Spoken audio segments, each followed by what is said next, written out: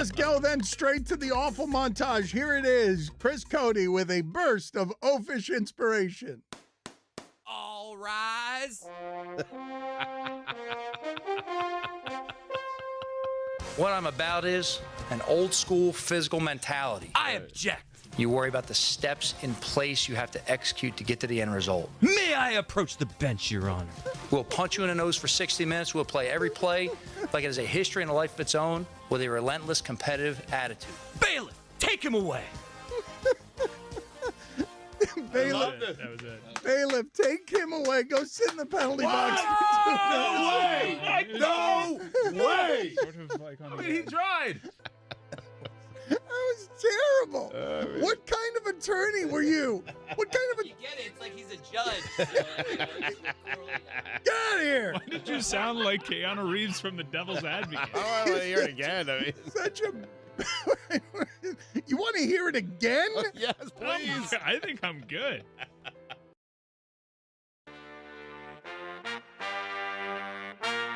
Live from ESPN Studios in South Beach. It's the Dan Batard Show with the Stugotz.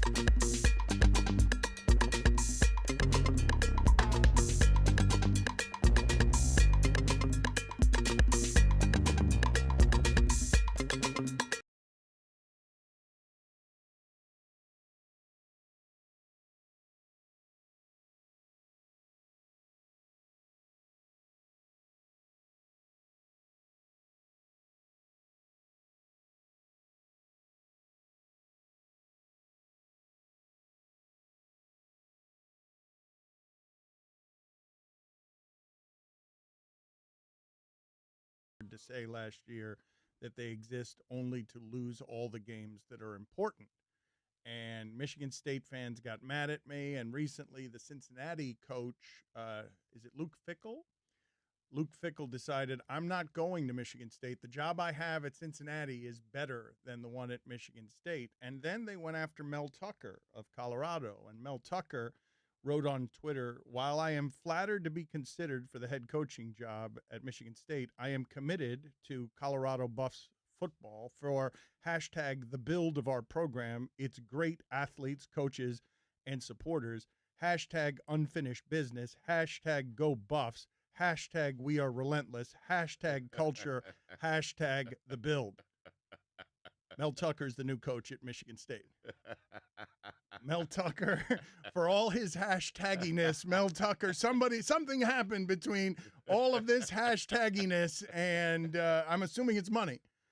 I'm going to go ahead and assume that in this place where they can't pay the athletes, that Mel Tucker has decided that he wants money. In the absence of actually knowing, Dan, it's always money. Okay? Just so you know. Put it on the poll, Right. Guillermo. In the absence of actually knowing, is it always money?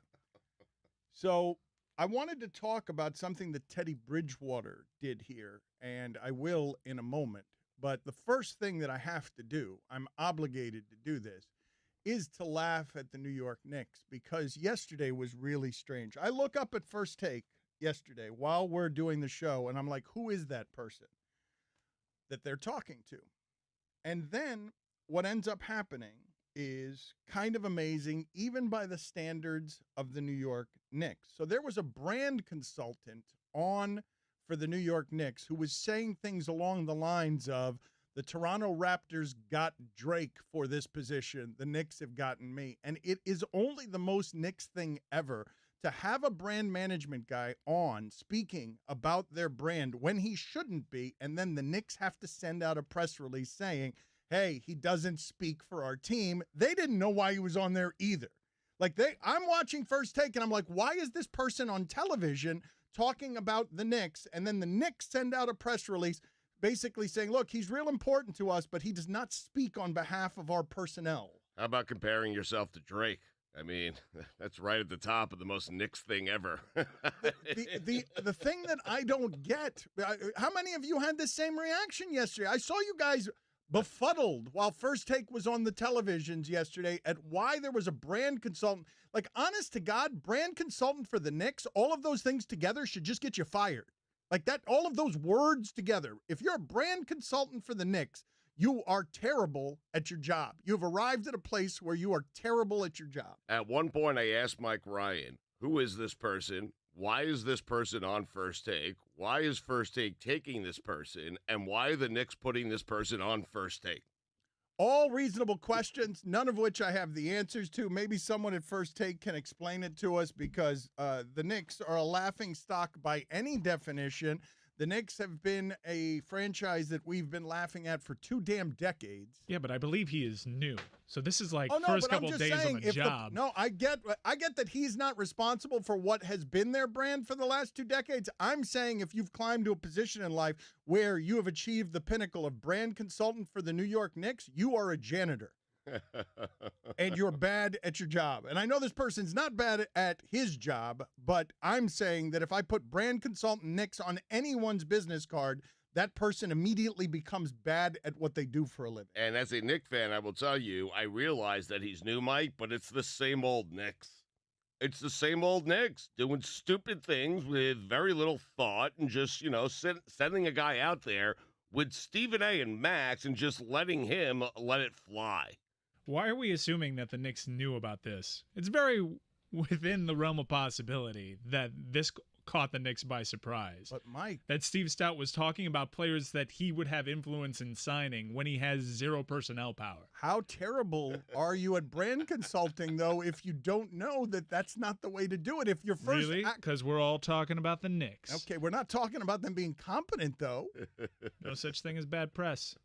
Well, what is interesting, actually, statistically, about the Knicks, and this part there's not a lot of getting around, Stugotz, because the reason you're in the predicament that you are in as a Knicks fan, and the reason that James Dolan is still this powerhouse who runs the team, even as people are out there chanting during games that they want the team sold, is this stat from Don Van Natta, and it's pretty damn good. In fact, give me the stat of the day, music, because it's a fairly amazing stat to give the audience, and it will tell you how winning doesn't actually matter sometimes. Start of the day, start of the day. It is the start of the day.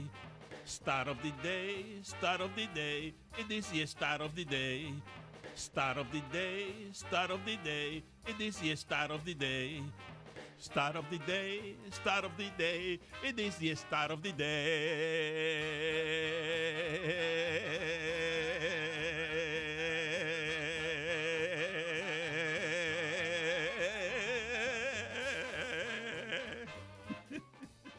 So this is from Don Van Natta, our Pulitzer Prize-winning journalist. Before the 2003-2004 season, the Knicks were worth $395 million.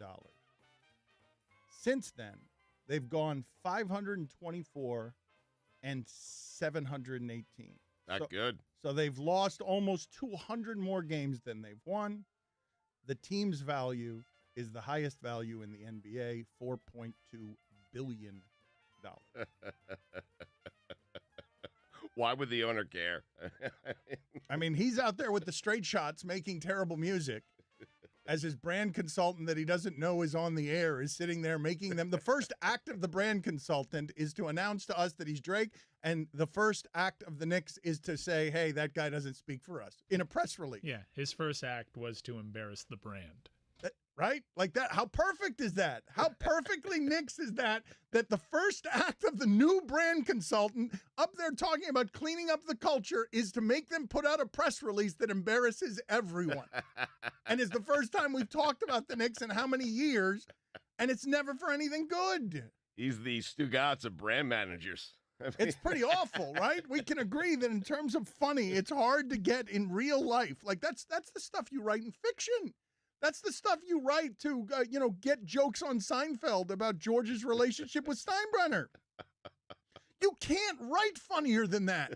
And it actually happened. The brand consultant, unbeknownst evidently to anyone with the Knicks, comes on television, tells us he's Drake, and they immediately have to send a press release as soon as First Take is over saying, What are you, Mad Dog? It didn't say that, did it? It should have. How do you do that? Like, how does all of that happen? How does a brand consultant go on First Take without realizing that the team doesn't want him out there speaking for them? Why does First Take have interest in booking a brand Well, that's consultant? another good question. That's really? another. Is that just Seriously. Stephen A. doing a friend a favor? I think we were all sort of asking, what is this person doing on First Take? And then during the breaks, I put it in queue, and he was talking about players that he was signing. I'm like, whoa, what is this clown show? I love the idea that, as far as I can tell, because all of us can question the decision by First Take to put it on television, is that this is the most Stugotzian thing that First Take has ever done, in that everyone on there was not competent, and it produced magical content for all of us. Like, that's everyone being not competent. Like, why is he on there? Why is he talking this way? And then he gives us what we want. I'll take that as a compliment. It's not. ESPN Radio is presented by Progressive Insurance. It's a bit tricky here. Creators of the Name Your Price tool. Choose from a range of coverage options and pick the price that works for you. Visit Progressive.com today. The NBA is on ESPN Radio. Tune in tonight as the Nuggets host LeBron and the Lakers, presented by Indeed. Coverage begins at 9:30 p.m. Eastern on most ESPN radio stations. Here's your SportsCenter update. Blues defenseman Jay Bomeister was taken to the hospital after he suffered a cardiac episode on the bench last night in Anaheim. We need to talk about the dangers of hockey. We need to just talk in general about the violence of that sport and the fact that we're obsessed with football's violence and things like that happen in that sport. He's conscious and he's alert, Dan. He did not go back into the game, though. They did not take him back to the arena. You know, most hockey players, they do that. But there's a toughness involved, right? There's a pride of everyone, no matter how bad they're feeling, you play through it. No matter. And that culture is even stronger than football's culture in that regard. Yep. The Blues-Ducks game was postponed. Raptors president of basketball operations, Messiah Ujiri, Masai. Whatever, is being sued for damages by the police officer who alleged that Ujiri assaulted him in the moments after Toronto's victory over the Warriors in Game 6 of last year's NBA Finals. The suit alleges that, how do you pronounce it, Dan? Ujiri struck the officer in the face and chest with both fists as he attempted to reach the court, causing permanent disability. Right now at Wendy's, pick 2 faves, pay $5. Choose from 10-piece spicy or crispy nugs, a Dave's single or spicy chicken sandwich. Wendy's 2 for $5. That's a win-win. We got you. Price and participation may vary at U.S. Wendy's. Spicy nuggets available for a limited time only. For all the latest headlines and information, tune in to SportsCenter on ESPN Radio all throughout the day. More than Stu from the Clevelander on ESPN Radio.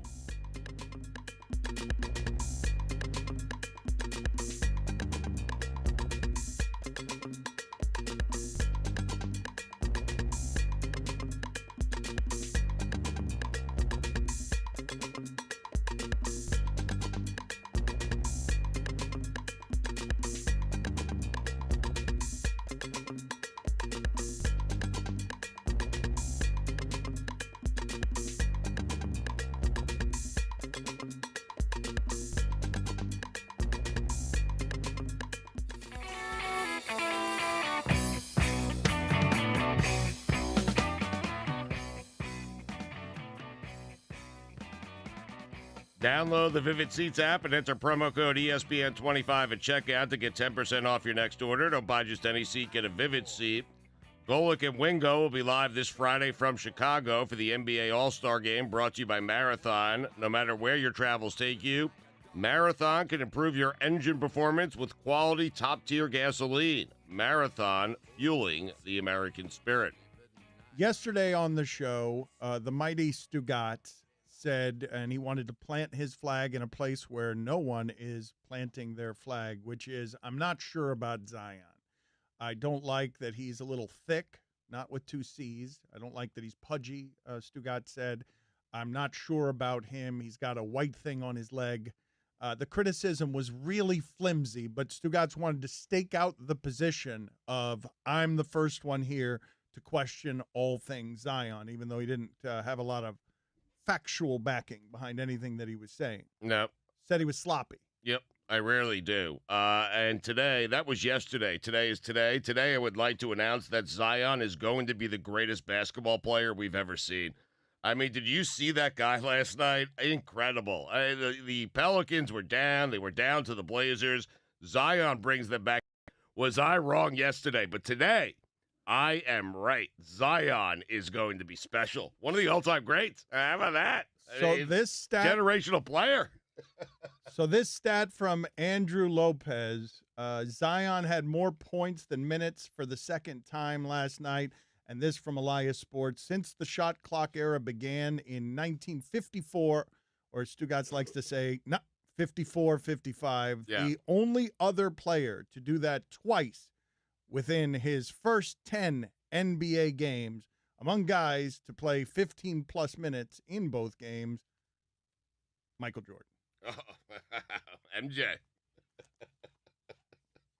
So that is the Stugotz that you guys know and love right there. Whatever I said yesterday, it's the Bob Arum line. Yesterday I was lying. Today I'm telling the truth. Yeah, I mean, listen, that's how sports fans roll. We're not held to any sort of accountability. Oh, I think you're pretty extreme, and you're ostensibly, like, not just a sports fan. Like, ostensibly, you're supposed to have slightly more responsibility than the average sports fan when talking in a microphone for 3 hours a day. I call him as I see him, Dan. And yesterday, that's what I saw. And today, this is what I'm seeing. Okay? That's how I roll. I call him as I see him. And that was yesterday, and today is today. Today, he's the greatest player ever. Tomorrow, he might be going back, he might go back to being a bust. But for today, and today only, I think he'll probably be better than his airness. How about that? Well, I mean, it's just useless. I can't do anything. Yeah, we can't do much with that. I can't do.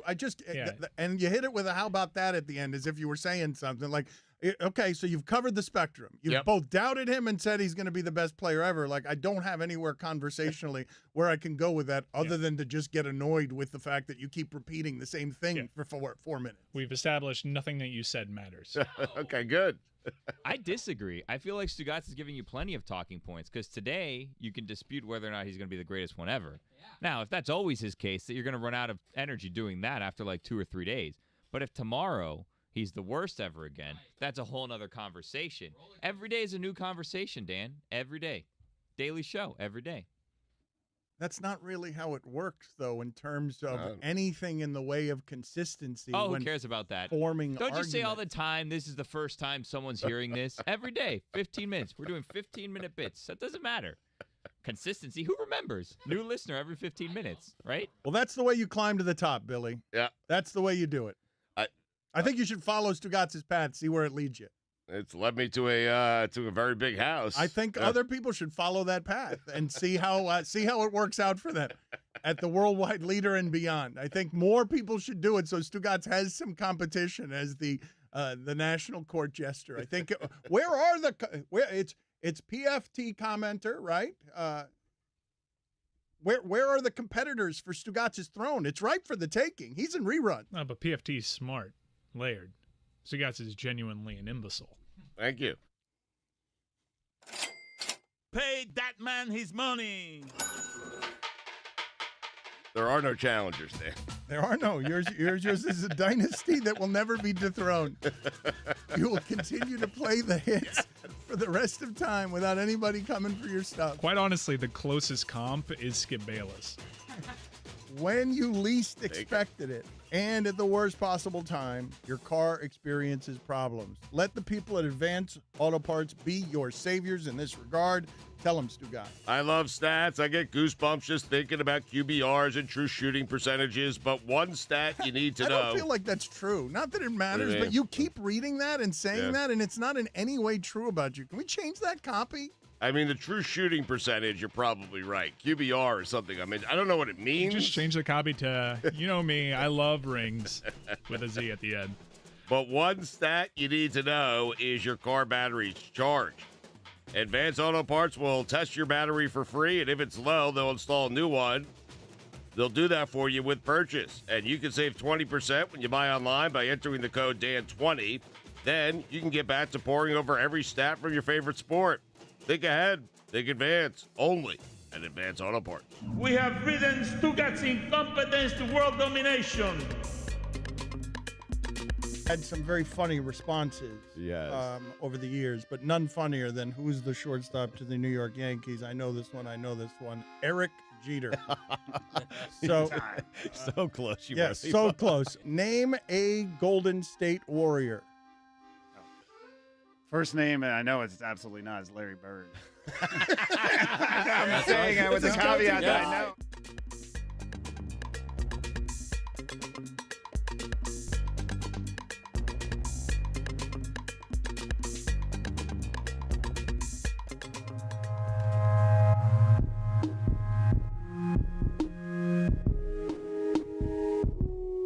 ESPN Radio is presented by Progressive Insurance. The Dan Le Batard Show is brought to you by Shell V-Power Nitro Plus Premium Gasoline. Guest on the Dan Le Batard Show, appear via the Shell Pennzoil Performance line. I have a lacrosse helmet on. Here's your Sports Center update. Blues defenseman Jay Bouwmeester was taken to the hospital after he suffered a cardiac episode on the bench last night in Anaheim. He is conscious and alert. The Blues-Ducks game was postponed. Raptors president of basketball operations, Masai Ujiri, is being sued for damages by the police officer who alleged that Ujiri assaulted him in the moments after Toronto's victory over the Warriors in Game 6 of last year's NBA Finals. The suit alleges that Ujiri struck the officer in the face and chest with both fists as he attempted to reach the court, causing permanent disability. And finally, 83% of cell phones lost in Tokyo are retrieved and returned to their owners. SportsCenter is brought to you by Advance Auto Parts. Think ahead, think advance. At any time, 1 in 4 batteries is about to fail. Get a free battery test and free installation with any automotive battery purchase only at Advance Auto Parts. For all the latest headlines and information, tune in to SportsCenter on ESPN Radio all throughout the day. If you're watching on ESPN Ooze, Stugotz is wearing lacrosse gear. It is hard to do the show this way because of the gloves, because you can't really have access to his computer. Is that teenage girls gear you're wearing? Because the helmet looks like it's small on you. No, this is men's gear. It is not my gear. The gear that I had from college, which is still sitting in my garage, no longer fits. I've gotten older. I've gotten a lot fatter. It does not fit me. I am wearing a high school boys lacrosse equipment. All right. Okay?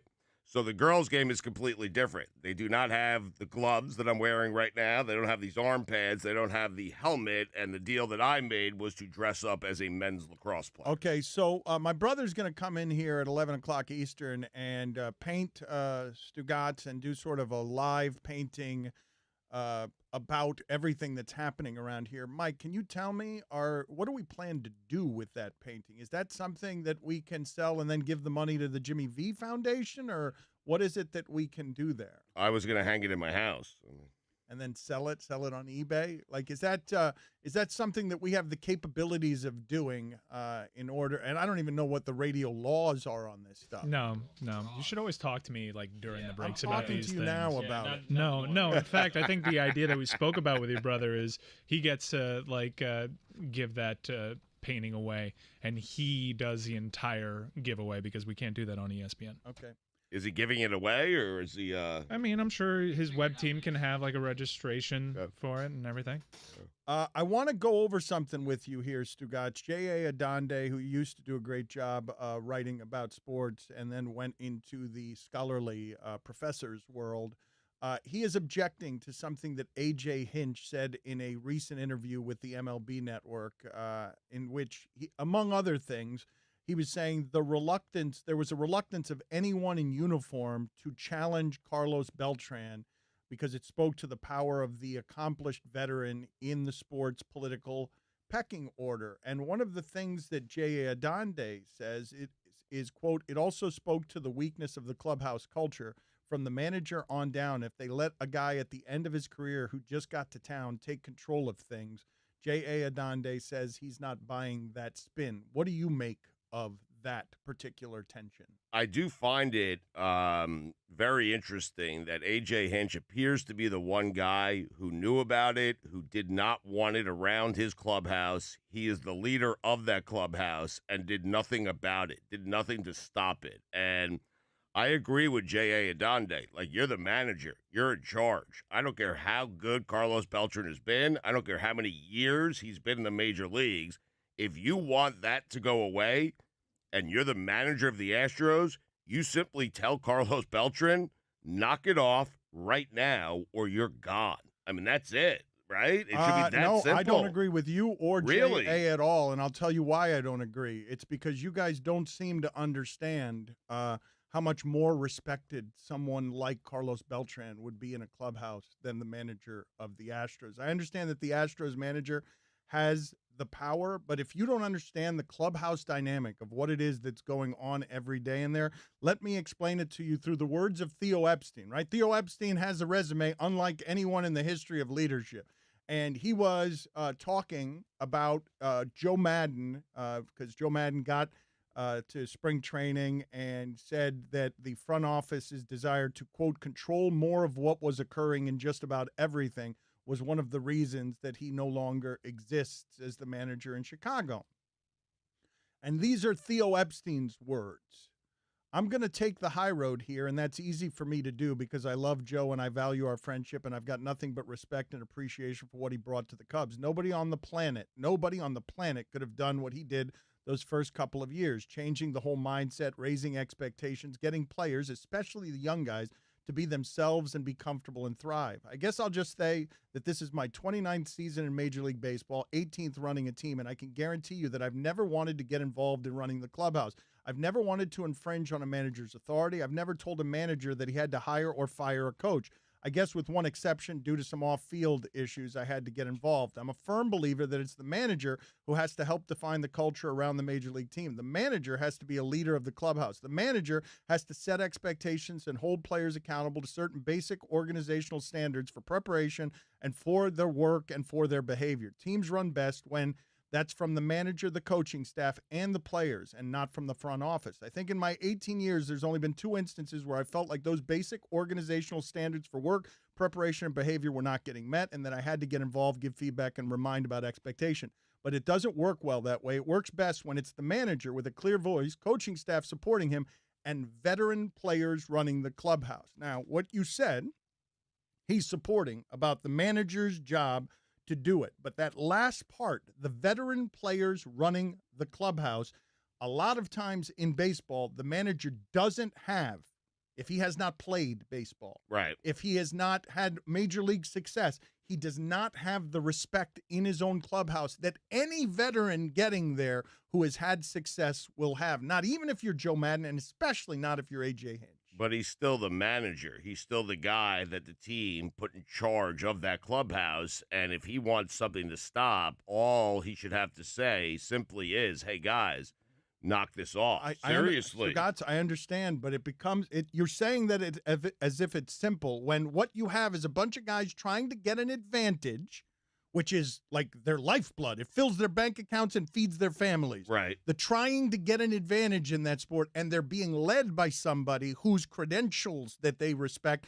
even if he just got into town, especially, by the way, if it's Latin ball players. Right. And they have seen a Latin guy achieve through all the stuff that he's had to achieve to get to the top of the sport. I'm telling you, when those guys get into a clubhouse, some of the Latin guys who have worked through the transition, who didn't even understand whatever the manager was saying in his voice when he didn't speak Spanish. When Carlos Beltran gets to a clubhouse with his resume, he runs the clubhouse if you don't have a guy in there who is better than he is. I'm okay with veteran players running the clubhouse. I happen to think in any sport that's very important. Veteran players that the other players respect being a large part of how the locker room is run, about how the clubhouse is run, but it has to run according to the manager's vision.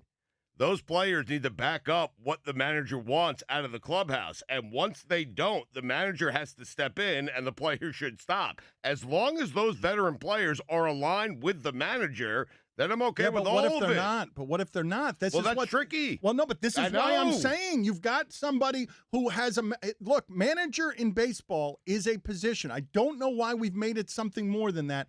It's a middle management job. Like, I understand that we think of it as leadership, but it's a middle manager. Right. It's literally manager is in the title. What's he managing? People who are more talented at what they do than he is at what he does. And by all accounts, A.J. Hinch appeared to be very, very good at that. All I'm saying, though, Dan, is I get the clubhouse dynamic. I understand that. But once you're not aligned with your manager and your manager wants something to stop, I don't care how accomplished you are. I don't care how many years you played. I don't care if you're headed to Cooperstown.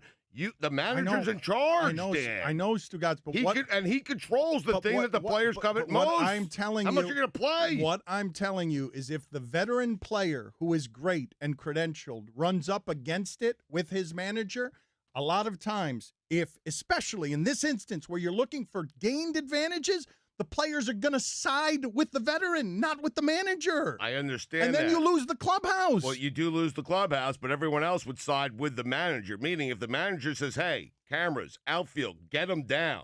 Beltran won't do it, but someone else in there will because they have no other choice, Dan. And if A.J. Hinch really wanted that to go away, he could have made it go away. You got a real problem, Stugotz, when Beltran is making a lot more than the manager, has more power, more influence, and more respect. It's not as easy as you're saying it is. Look, I don't dance now. I make money moves. I know people want to believe in the idea of I'm in charge. Right. But he's a middle manager. And Carlos Beltran was kind of in charge, obviously. 1-800-Flowers. Valentine's Day is important. Don't screw it up, people. Men, I'm talking to you. You specifically, right there. I'm looking at you. Get it right, 1-800-Flowers. Do it today, because today only you can get the 24-stem colorful rose medley for just $29.99. That's right, the 24-stem colorful rose medley for just $29.99, or upgrade to 24 red roses for only $10 more. Roses from 1-800-Flowers are picked at their peak and shipped overnight to ensure freshness. The 24-stem colorful rose medley for just $29.99, or an upgrade to 24 red roses for just $10 more, is one of the best Valentine's offers you'll find, but it expires today and only while supplies last. Just pick your delivery date and let 1-800-Flowers handle the rest. To order the 24-stem colorful rose medley for $29.99 or upgrade to 24 red roses for just $10 more, simple. Go to 1-800-Flowers.com, click the radio icon, enter code Dan, order today and save at 1-800-Flowers.com, code Dan. You need to hurry. The offer expires today. If sex were a show, that would be us.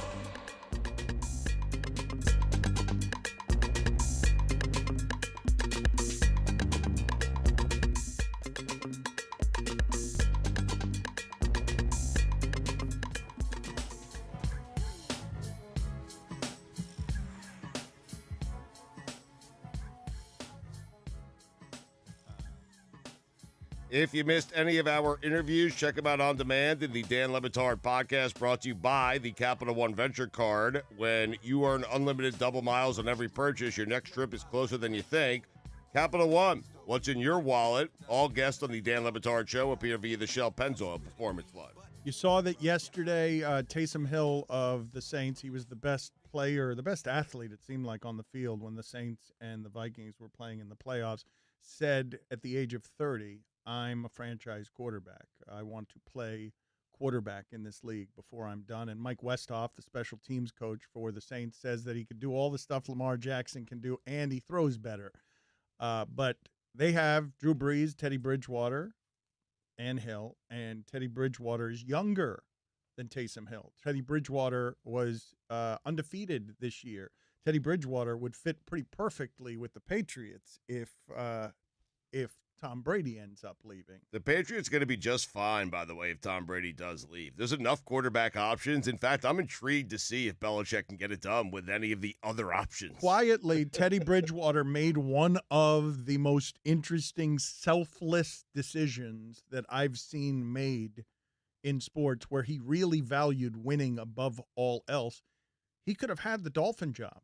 The Dolphin job was his before Ryan Fitzpatrick, and he said, nope, I'd rather be a backup to Drew Brees. And it's not because he's a loser. It's because Teddy Bridgewater is a winner. Now, around here, you guys know that we have failed in our quest to make a children's book around Teddy Bridgewater. We had a number of characters because Teddy Bridgewater sounds like a children's book about a stuffed animal saving a town from a flood. That's what he sounds like. And he straight up stole the idea that we created. He stole the idea that we created, but we had a whole bunch of characters. We had Rick Fox. He was the Forest ladies' man. He was constantly assuring Rebecca Lobo everything was going to be cool, baby. And Kevin Pittsnoggle, one of the great names throughout sports, he sounded like Teddy Bridgewater's pig friend who forces him to go down the scary trail that Teddy's mother warned him not to ever go down without a parent. And Danny Woodhead is a toy soldier and local hero who taught Teddy Bridgewater courage and wisdom after that Pittsnoggle incident. Digger Phelps is the mole that causes the flood but sits in on the town meetings to thwart their plans. Muffet McGraw sounded like the character who at first you think is evil but midway through has a change of heart and becomes a critical piece in helping Teddy save the day. And Randall Cobb, of course, is the lovable cornstalk who informs Teddy of the impending flood. You saw what Teddy Bridgewater did on social media because it was pretty cool. No, what'd he do? So he wrote this. I don't know what the inspiration for it was. To the young boy who woke up this morning and had to prepare yourself for the harsh realities of this world on your own because your mama's job schedule is hectic. To the young boy who's afraid to read out loud in front of the class because the fear of mispronouncing a word is greater than the fear of hearing gunshots throughout the night. To the young boy who finds happiness in free lunch at school because that's the only meal you will eat that day. To the young boy who looks forward to practice but hates when practice ends because that's the only place you find joy in the world, and once practice is over, it's back to the struggle. To the young boy dealing with the pressure of running with his boys to do foolish things. To the young boy who was looked upon as lame for making the right decisions. To the young boy whose path is headed straight down the road to jail or death because of the environment you live in. To the young boy who's going to graduate high school. To the young boy who's going to be the first of his family to graduate college. To the young boy who's going to live out his dream and change the world. I was once in your shoes. I believe in you. Man. That's very nice. I can't come out with my original take saying it's not that selfless if you're getting paid $7.5 million a year. You shouldn't do that. Don't do that. Backup, You wouldn't do that. making right? more money than Ryan Tannehill. That's not something that you would do. I shouldn't right? do that. You shouldn't do that. You Yeah. can't do that. Probably after. got a raise by choosing the Saints. That's over not the something that you would ever even think of doing, is it? It's No, not even certainly something. not after that. Right. Not after that. You can't really ever even think such a thought, right? I'm not going to do it. Don't do it, man. Don't do It's it. so good that you're not doing that. Not worth Mike. it. It's important. It's important that you rid the world of this cynicism that is not needed here by being braver and showing people what is right. You're teaching young boys all over the world who have bad judgment not to have that bad judgment. To the boy with bad judgment. To the boy with bad judgment who would ruin a heartwarming story by needing to apply sports radio cynicism. Our show has set and broken every ratings record.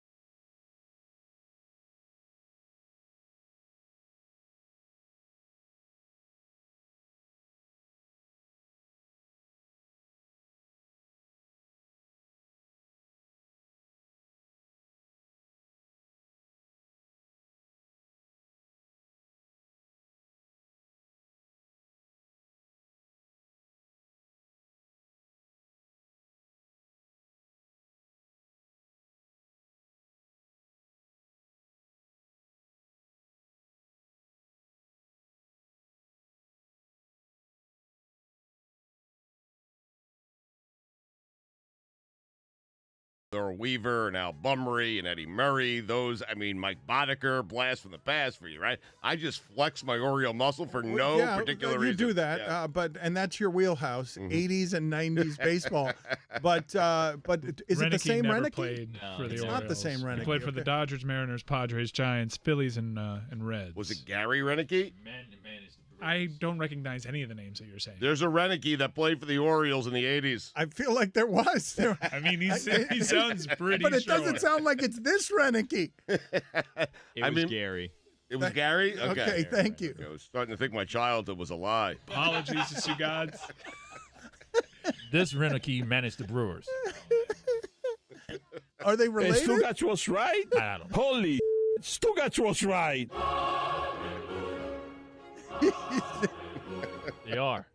Ron Renicky is Gary's brother, and he's the uncle of Josh Renicky. Oh, wow. Are the Renickys? What is baseball's royal family? Is it the Boones? Yes, the Boones. The Renegades, I think. The Murphys. The Murphys. Yeah. The Griffies. The Alus. The Negroes. The Alus. Ah, the Alus and the Oh, the Negroes, Bonds. yes. Wow. What'd you say? Bonds. The Negroes. Knuckleballers. Seba, the standard poodle, won Best in Show at the Westminster Kennel Club. Congratulations to Seba. Westminster. What did I say? Westminster. Super Bowl. They did that on And a finally, Tuesday? what happened there? It's such a good. It is. It's perfect. He's gonna be able to do it for the rest of the time, and it's great. The rest of the time, he's gonna be able to do Super Bowl week. And the further we get removed from Super Bowl week, for every mistake, it's gonna be funnier each time. I didn't ask for any of this. And finally, as global temperatures rise, flowers are emitting less scent. That's sad. Where do you need a Blink security camera? On your porch to help protect deliveries? Helping keep your family safe when you travel? How about alerting you when the kids get home from school? Where do you need Blink security cameras? I have them everywhere, all over the house. Visit blinkprotect.com/Dan. Do it today. For all the latest headlines and information, tune in to SportsCenter on ESPN Radio all throughout the day. Guillermo, put it on the poll, please. Are you sad that flowers are losing their scent? And also, was Stugotz's entire childhood a lie? At Lebetard Show on Twitter. Billy's got a conundrum here, as Billy often does. He just comes in and he's complaining about he's got a dog now. This was it's a big responsibility, right? You get married, you get a dog, you start sharing responsibilities, and he doesn't know how to socialize with other dog owners. Because have you never had a dog before, Billy? I have, but I've had a yard before. The dog can run in the yard. Now I have to take the dog for walks, and I have to pick up its poop and all that stuff. And like other dog owners do the same thing. And dogs, Dan, I don't know if you're aware of dogs. Dogs like to smell each other and kind of like socialize and all that stuff. So then I'm holding on to a leash with my dog on it while another owner is doing the same thing, and I don't know how to interact with this owner in this case. Like, hey, my dog likes your dog's butt smell. Like, what do I say? Right, like dog walking etiquette, right? Yeah. Yeah, I experienced the same thing. There are two kinds of dog walkers, okay? People who are trying to avoid you because they don't want dog interaction, Boom. and people who every time you walk by them, they want your dog to play with their dog. Yeah. And those people you need to avoid. They're chatty Cathys, yes, too. yes. And I don't know what to do in that case because, I don't know, some dog owners are also uppity and they don't like their dogs interacting with other dogs. So then, I guess I'm one of those because I try to just, come on, boy, come on, let's just keep going. And they're like, oh, what's his name? How old is he? And it's like, listen, are we really gonna do this? Because every time we meet, I'm gonna run out of things to. As you guys know, I'm not good at small talk, so this is a nightmare for me because what do I talk to these other dog owners about? You do it once, and then you set expectations. I'm telling Exactly. you, do not do it at all. And then what happens is the next time you do it once, Bill, you're gonna have to do it every time. And then the next thing you know, they're over your house for dinner. But where do I go? I mean, you guys go to any good dog parks? You see the new technology and dog balls? What do I don't understand what we talk about. I only have a limited knowledge of dog conversations. I experienced this exact same thing with my kid at a park. It's the same thing. Kids and dogs are basically the same. Same exact Put it on the thing. poll Right, at Lebetard Show. Are kids and dogs basically the same? Because my 2-year-old wants to run over and play with other kids, and all of a sudden I'm standing there, and our two kids are kind of chasing each other, and we're like, hey, yeah, there's our kids. How about that? I am a bit floored, by the way, as maybe many of you are. I don't know where your expectation level is for Stugotz, but the decisiveness and the accuracy with which he got in there there are two types of people in the world. Dog owners. There are two types of dog owners. The ones who just avoid all other contact with dogs and the ones who want your dog to play with their dog. I do believe that those are the two kinds. There is no third kind of dog owner. I believe we have arrived at a place of great expertise somehow that we hadn't uncovered before from Stugotz. Well, I've had a dog for, 8-9 years now, and I live in a neighborhood where a lot of people have dogs. So I know exactly what you speak of, Billy, and I'm just giving you the advice. If you don't want these people in your lives, if you don't have to stop every single time, put your head down and walk the dog. That is it. You know what I could do? I have like those AirPods. I could put in the AirPods and pretend like I'm listening to something, right? Yes. I can't actually listen to something because if we're walking near the street, Dan, I need to be attentive in case there's, tires screeching or horns honking. So I need to have all my facilities ready. But if I pretend to be listening to something, then maybe they won't talk to me because they'll think, hey, he's listening to something. Do you guys do this move with your dogs? I do it with my 2-year-old daughter. I start talking to her like, hey, let's go over here to the swing. When I see her approaching another kid with another parent, I'll just act like I don't see those. Like, hey, you want to go over here to this swing? Over here? Like, it's not because I don't want to be awkward conversation. It's just because I genuinely want you to do this swing. Yeah, if I see someone walking the dog and they're walking straight towards me, I will try to convince my dog that there is something more exciting on the other side of the road. And if not, I will just walk them to the other side of the road. The thing is, right now, my dog's a bit of an idiot, so I can't really convince my dog of anything. He just wants to smell dog butts. Like, that's where we're at in this dog's life. They love that. Yeah. Is that a phase that ends? at some No, it point? doesn't, end. That never Never ends. ends. What do you mean? Is that a phase? It's their hello, right? An experimental stage in college is what you think it is? Possibly. It's their hello, right? Like, hello, how are you? I don't think it's actually hello. I think it's something about, the marking of territories, that they're led by scent. How do we not know more about this? As, Ron Magill is going to be on with us. I feel like we've covered this. Save it for Ron Magill in an hour, and he will give us an explanation. You know the problem with dogs also? There's two types of dogs, Stugotz. Good dogs and bad dogs. Yeah. And nobody thinks that they know that nobody thinks that their dog is a bad dog. Everybody thinks that they have a good dog. And I have a good dog. But there's bad dogs out there. And those bad dogs are bad influences on my good dogs. And they growl and they bark and they do all these things to my good little boy. And then he gets scared. But you can't tell them, hey, your dog is the instigator here. Your dog's the problem. You have a bad dog because they don't know that they have a bad dog. No, but what you can do, even if you have a good dog, is tell everyone your dog is the bad dog, and they will stay away from you. You say, hey, our dogs interact, and my dog is going to bite your dog's face off. I do the same thing with my kid. I'm like, she's sick. I'm like, she's got a runny nose. She's in daycare. You don't want her anywhere near my kid. Let's go. My private jet isn't going to fuel itself. Guillermo, put it on the poll. Do bad dog owners know that their dogs are bad? At Batard Show. And I think we just proved that kids and dogs are exactly alike. I think Chris Cody just proved it. All right, look, I'm going to go to your house and hit you with a wrench. Oh, boy. Right in the head. If you don't do what I'm telling you here, which is 1-800-FLOWERS. I'm gonna bring something larger next time. Like, I still got a couple of days to bring larger things, but a wrench is what I'm coming to your house with next. What's it going to be by Friday? I don't know. I think I'm going pool cue by Thursday, and I haven't decided what I'm coming with on Friday, but it's a wrench today. If you don't go to 1-800-FLOWERS, tell them Stugotz. Today only, and today would be a good day. You can get the 24-stem colorful rose medley for just $29.99 or upgrade the 24 red roses for only $10 more. Guys, you have 2 days. Take advantage today. To order the 24-stem colorful rose medley for just $29.99 or upgrade the 24 red roses for only $10 more, go to 1-800-FLOWERS.com, click the radio icon, enter code Dan. Order today and save at 1-800-FLOWERS.com, code Dan. If you don't, Dan's coming to your house with a wrench. Hurry, the offer expires today. The #1 show in the history of shows.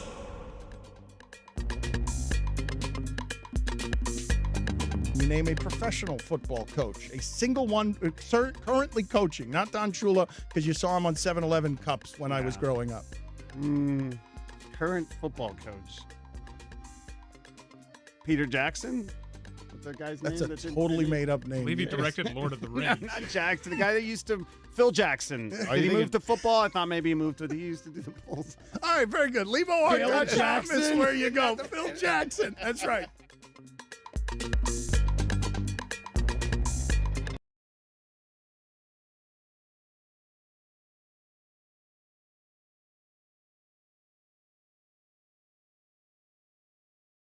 For interviews, check them out on demand in the Dan Lebitard podcast, brought to you by Eno, the Capital One assistant that catches things that might look wrong with your credit card, sends an alert to your phone, and helps you fix them. Capital One, what's in your wallet? See CapitalOne.com for details. Dan, it's time for Straight Talk. It is brought to you by Straight Talk Wireless. Many of you are objecting to what it is that I was saying before about the cheating scandal in Houston and the idea that Carlos Beltran would be running the clubhouse. J.A. Adonde and Stugotz have said a manager needs to run his clubhouse. A manager needs to be in charge. But what was actually happening with the Astros is A.J. Hinch was breaking televisions with a bat multiple times, objecting to what the Astros were doing, and they were ignoring him. And they clearly respected Carlos Beltran more than they respected whatever it is their manager wanted, or at the very least, they respected the idea that Carlos Beltran was helping them gain an advantage, which is the thing that athletes are going to respect the most above all else because it helps feed their family. But if you're A.J. Hinch, I don't care. You're the manager. If Carlos is not going to listen to you, then get rid of Carlos. If it's that important to you, if you honestly wanted it to go away, you could have made it go away. But the manager doesn't have the power to get rid of Carlos Beltran. Carlos Beltran makes more money than the manager. The general manager has that power, but the manager doesn't have the power to get rid of a player, and furthermore is incentivized to play a player when it helps the manager's chances. But there are two things here. Do we really know A.J. Hinch wanted this to go away? I think well, what's with the broken television? Someone help me understand. Breaking televisions in a rage more than once would make it seem like he wanted it to go away. All I'm saying is someone in that organization had to be aligned with A.J. Hinch. There had to be someone that A.J. Hinch could have gone to and said, hey, this is happening, and I want it to stop, and I want it to stop right now. We're cheating in a way that's uncomfortable for me. But it seemed like the front office was behind this as well. So who do you go to if you're him? If the front office is doing it and the players are doing it, he can't do anything about it. There's no support for him. Just go direct to the owner, and that puts him in a really awkward position. Good luck with that. Yeah. If you think he lost the clubhouse, you keep saying, Stugotz, do something about it. You keep saying, but what more do you want him to do other than breaking televisions? Like you keep saying, just put a stop to it, which is, it's a fine thing to say, but it also doesn't allow for anything in the way of human interactions in a clubhouse or how this stuff works. Because I'm telling you, if you've got the combined thing of respect for Carlos Beltran with he's getting me advantages, no one's stopping that. Right. There's not going to be a moral crusader who stops that. That doesn't exist. But you can go to the owner and say, what you can't be is neutered, meaning you don't have the power to get rid of anyone. You can go to the owner and say, listen, this is what's happening. This is between me and you. I want it to stop. I need you. You don't need to say a thing. I am going to threaten these guys to make it go away, or they're going to go away. And if they decide that they want to go away and they don't want to stop it, then I need you to have my back.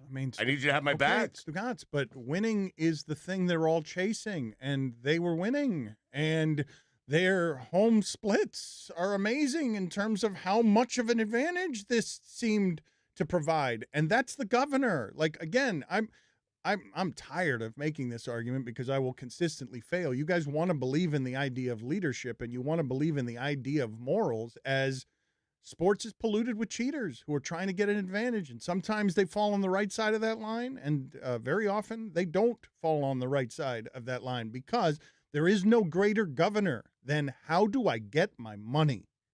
How do I get to win? Like, how do I get these advantages?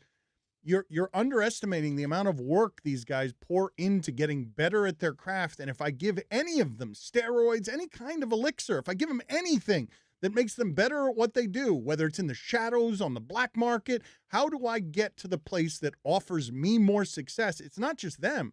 They're greedier about it than most people you know. But it's everybody. It's everyone listening to me. It's everyone right now at work. Some people are going to pray to their God and say, I will do the moral thing. most people will lose to the people who aren't.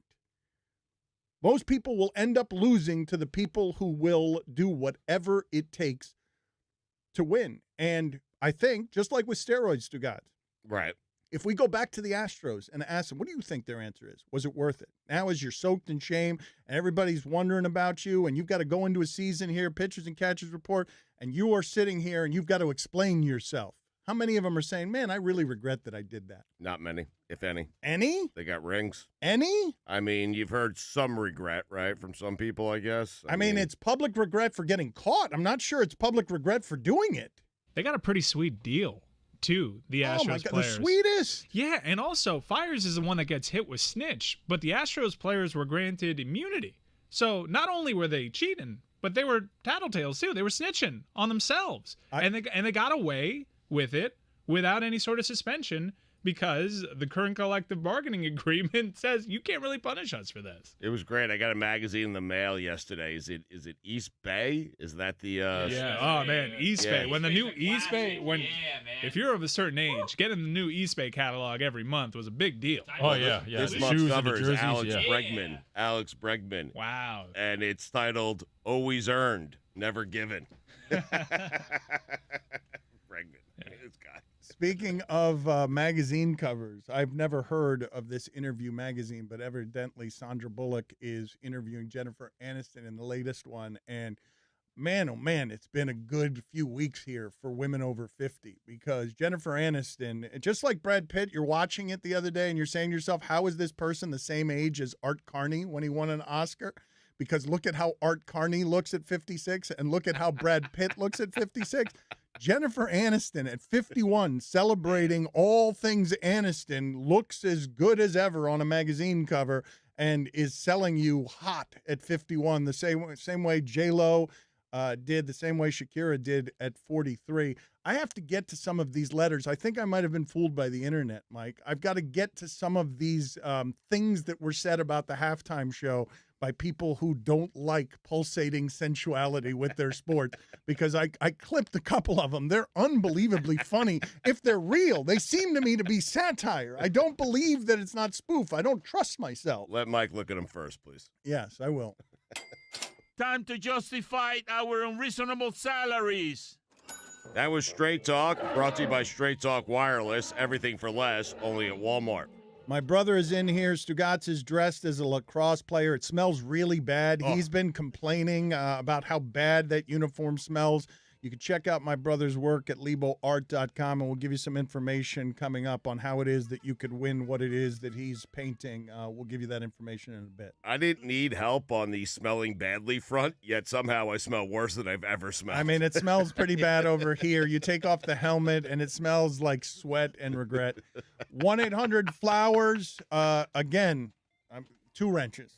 If you didn't listen to me last segment, 2? I'm coming in juggling wrenches, and I'm going to hit you in the face with them if you don't get 1-800-FLOWERS. Tell them why, Stugotz. Today only, you can get the 24-stem colorful rose medley for just $29.99. Guys, you get 2 days here, okay? And I'm telling you, you can take care of your business right now, okay, for just $29.99. That's right, the 24-stem colorful rose medley for just $29.99, or upgrade to 24 red roses for only $10 more.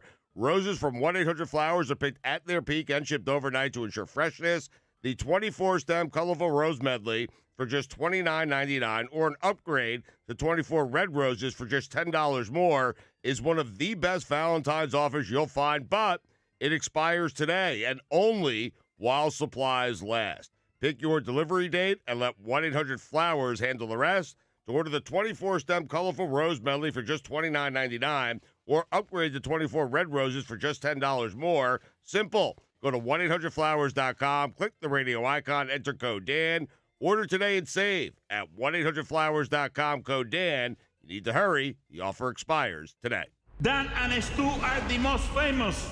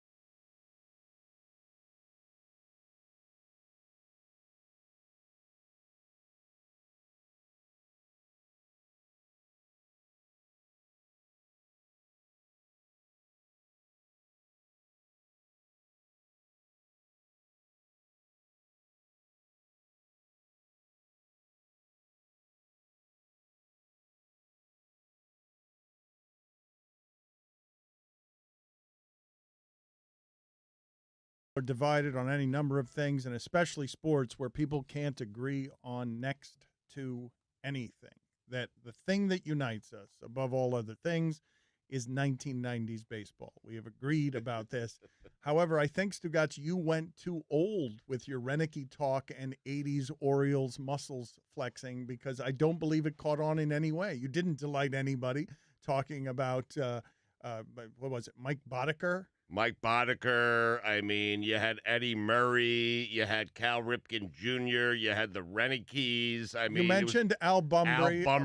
Mike Flanagan. I understand that you're made happy by this, but I feel like it landed like a wet turd in the shipping container. They didn't want any part of it. I know Cal Ripken and Eddie Murray. Okay.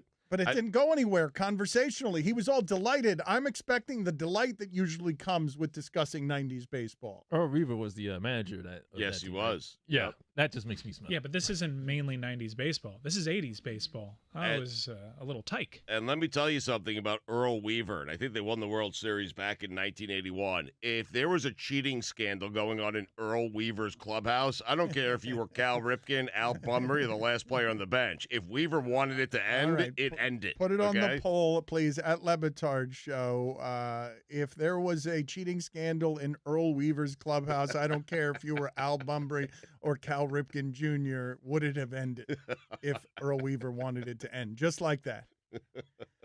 Billy's worried about running. Well, yeah. I should have ended the sentence a few words early. He's generally worried. But it's always good to have a plan, Dan, and you can't have a plan unless you're expecting the worst. Well, but this is not that kind of worry. He's just generally worried that we've run out of dunks. Oh, yeah, no, that's a fact. Everybody knows that. There's no more dunks. I mean, there's no more dunks. It's very easy to say. There's no dunks. A dunk contest every year. You need the fireworks. You need the cars. You need the Superman telephone booths. You need all that stuff because we're out of dunks. It's not to say, anything bad about people. We've just figured every dunk out, right? Have we not? Are there new dunks that we haven't done yet? This is the 20th anniversary of Vince Carter's dunk, jumping off of that, like his famous night where he crushed the dunk contest. A little overrated, those dunks. Wow. The whole elbow in the hoop thing. I mean, come on. I mean, they weren't the MJ dunks. I'm with you on that. Just a little overrated. I mean, thought of as like the best thing ever. And he did something that not only had we not seen before, put his elbow in the hoop. We never even considered. Yeah, but now everybody does it. So you're right, overrated.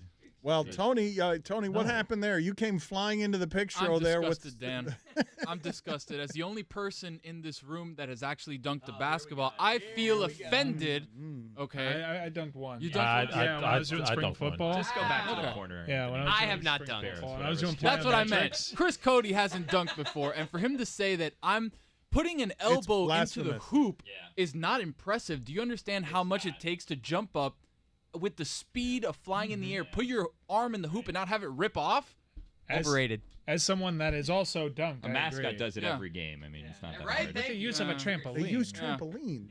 I will say, in the grand scheme of things, Chris is right. Like, they pale in comparison to what Spud Webb and what Dr. J and what Dominique Wilkins did, the human highlight film. Have you ever watched those slam dunk competitions back? Yeah. It does not hold up. What? You see these dunks and everyone's like, oh my God. Don't say it again. No, Mike, you're embarrassing yourself. I'm telling you, I'm begging you, don't say it again. These are Dominique Michael Jordan dunk contest is the greatest thing I've ever seen. It's the greatest thing anyone's ever seen. What I'm telling you is Fred Jones in the slam dunk contest was better than Dominique Wilkins. Get out of here. Just history. You just remember this as like, whoa, this is the first time I've seen it. And then you watch these back, and I'm like, I've seen this a million times in games. I love this calling things overrated lane. It's a nice lane for me. It's working out really well. I mean, it's the Stugotz lane. This is overrated. This is underrated. It's never. This is exactly properly rated. Yeah, but you're wrong. You're wrong about stakes, and you're wrong about this. Look, a lot of those dunks were nice, but the one with the elbow, come on, a lot of people could do that. Everybody. You don't think LeBron could do that? You don't think LeBron could put his elbow in the No, he would have done it. LeBron agrees with me, or Pat Connaughton wouldn't be in the dunk contest this year. The guy. You know what I mean? They throw out the Connaughtons of the world so that they can take the flack when it's like, oh, these dunks aren't that great, because everybody knows all the good dunks have been done already. Yeah, but that's part of the problem. So I agree and I disagree. In the totality of all of it, the dunk contest, he is right about Vince Carter. But we would take Vince Carter right now in a heartbeat. because what we've been treated to the last decade or so You know what? has been absolutely dreadful. Vince Carter should have been in the dunk contest this year to celebrate the 20th Why wasn't he? anniversary. Great. Why 'Cause he's wasn't 40 Because years all the old. dunks have been done. Because it's the landing. Like he's an old Yeah, man. it's a landing. And you got Dwight Howard right now, and you got Aaron Gordon, who you just foolishly said over the last decade it hasn't been good. There's been one that absolutely stood out, and it was Aaron Gordon's. He's back in it. You have Pat Connaughton, and you have Derrick Jones Jr., who's widely considered the best sleeper in the NBA. Is Dwight Howard going to put on the Superman cape? Don't do that. It's already been done. Like, we get it. You're Superman. You're old now, okay? You're not Superman anymore. I think Dwight's going to win. Yeah, I think Dwight's going to win. You just like because you like him because he's the underdog. I think he was planning on having Kobe be a part of it. I think there's Kobe had agreed. Yeah, he said that Kobe had agreed, which would have probably won it because given their history, yes, just that would have won. So I think there's going to be like a touching Kobe tribute, and we're just going to all melt, and he's going to win. Props aplenty for him this year. We can agree on that, right? You got to think so, right? I mean, because he went sticker last time, didn't he? That last time he was in it, he touched some sticker that was on the back. You know who didn't need stickers? Jordan. Somebody's going to want this painting. A lot of people are going to want this painting. Again, you could check out my brother's work. He's an international artist. LeboArt.com is where you go. It is Stugotz in lacrosse gear. Mike, how can people get, because we cannot sell it, so somebody's going to win what it is my brother's painting in here. All you got to do is go to LeboArt.com and subscribe. If you go to the website, it's very easy. It's at the top of the website. You subscribe to LeboArt.com, and you are automatically entered to win this sketch that's titled Lacrosse Mitzvah. We are going to sign it. We are going to sign it in here as well. And LeboArt.com is where you go. There is no cost because we're not allowed to do that, and I didn't know the rules of radio. This show ain't free. Time for some ads. So no cut for me. I mean, my brother gets paid a lot for original work. So drive on over to Advance Auto Parts to ask any of your car questions to their knowledgeable experts. Tell them, Stugotz. Yep, the football season is over. Now your Thursdays, Sundays, and Mondays are dreadfully open until August. Luckily, Advance Auto Parts has something productive you can do to fill the time. Getting your vehicle's battery tested. How about that? It's free, and if your battery is low, they'll install your new one for you with purchase. Plus, enter the code DAN20 when you buy online to save 20%. The only shame is how fast you'll get in, out, and back to twiddling your thumbs until football starts up again. Think ahead. Think Advance at Advance Auto Parts. Simply put, no one is better at talking into microphones.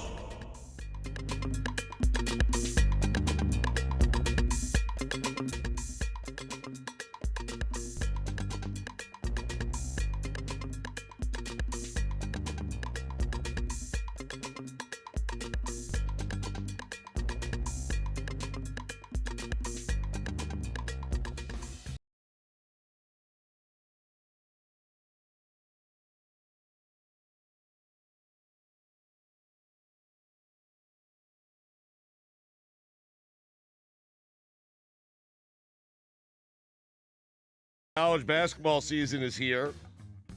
It's been going on for a while.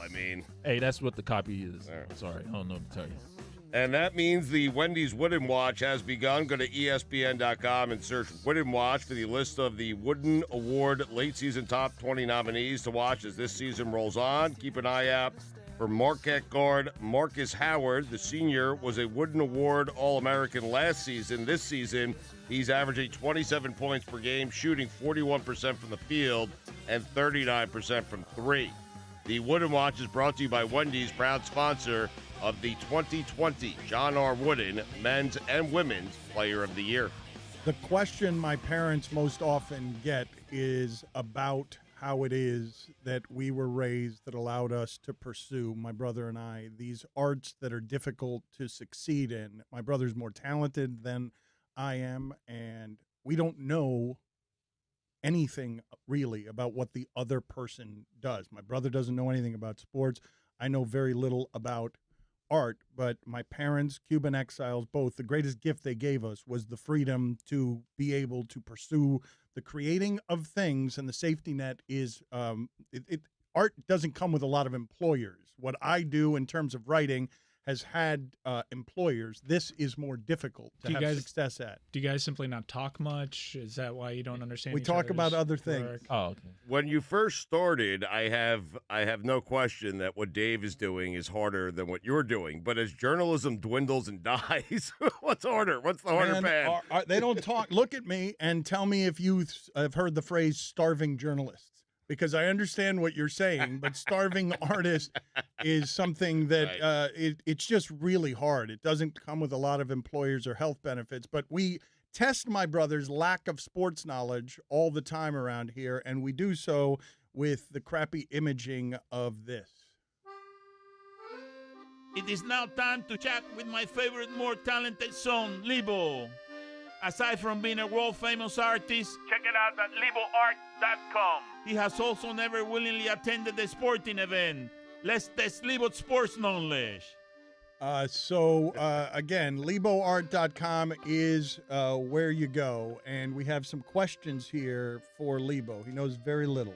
The game just makes me happy. It does. It does. It has made you happy. It has made made you happy for years. And keep in mind, my brother doesn't have time for this nonsense that we have to do around here. So we are grateful for his time today. Dave, who is Joe Burrow? Joe Burrow.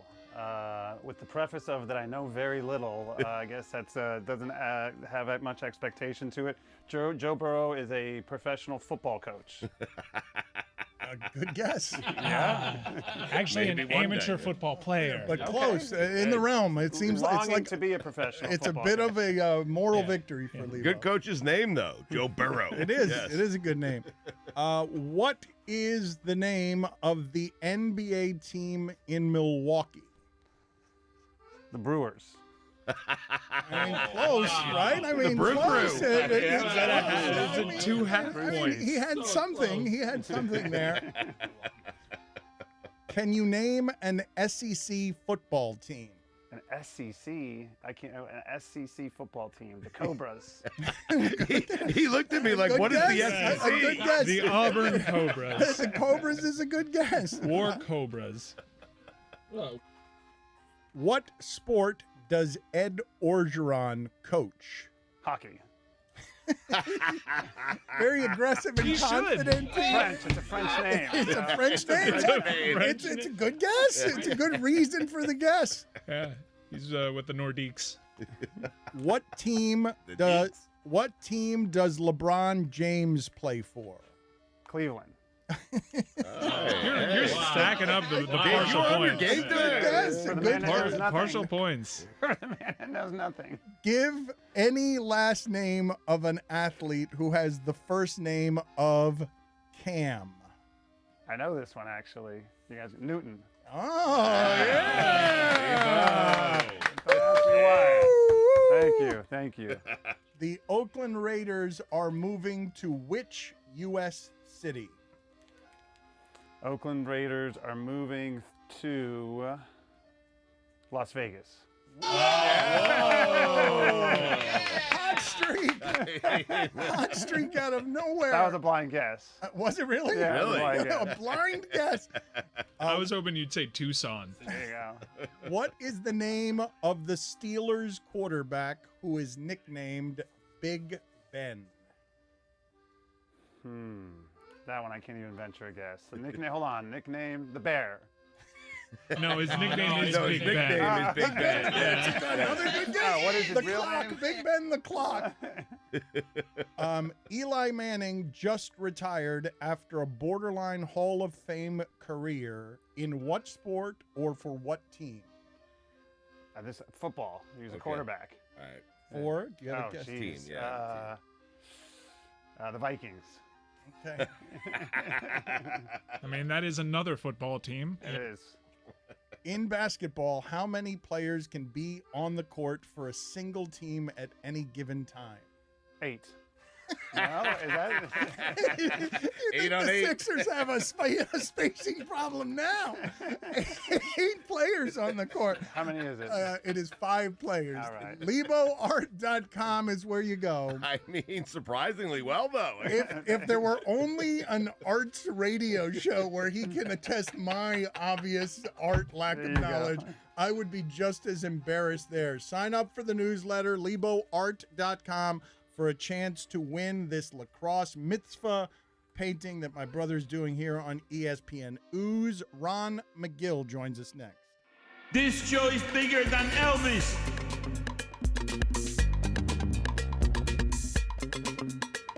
And now, the Ron Magill Show. Hey, Ron, if Dan were eaten by a grizzly bear, how long could that grizzly bear live off of Dan's fat alone? Dan, you're fat. Theoretically, you'd probably go through hibernation through the winter. Straight from Zoo, Miami, it is Ron Magill. Magill, what's the strangest thing you've shared a hotel room with? I had a cheetah in my bed. Yeah, you did. We all.